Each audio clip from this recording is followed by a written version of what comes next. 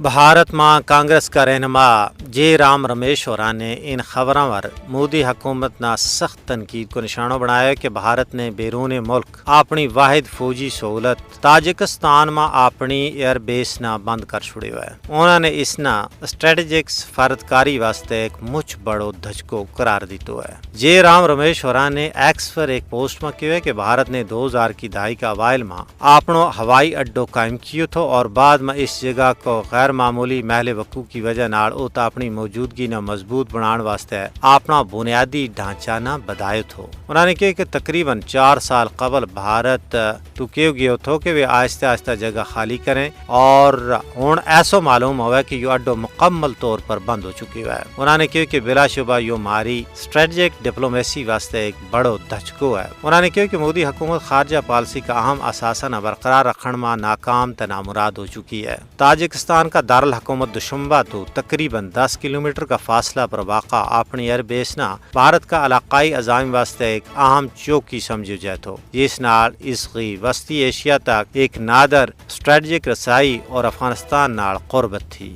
اپنا ہوائی اڈا کی بندش نال ایک ایسا وقت میں وسطی ایشیا میں بھارت کی اسٹریٹجک اہمیت ختم ہو گئی ہے جب چین کا بیلٹ اینڈ روڈ انیشیٹو روس کی مضبوط فوجی موجودگی نال علاقائی و جغرافیائی سیاست کی تشکیل نو ہو رہی ہے۔ تجزیہ کاراں کو کہنا ہے کہ یہ پیش رفت ایک وسیع تر سفارتی ناکامی کی عکاسی کرے اور بھارت دفاعی شراکت داریاں کے ذریعے مستقل اثر و رسوخ یا بنیادی ڈھانچوں قائم کرنا ناکام تے نامراد ہو گیا ہے، جس نال وسطی ایشیائی رابطہ واسطے نئی دہلی کا طویل مدتی نظریہ ور سنگین سوالات اٹھ رہے ہیں۔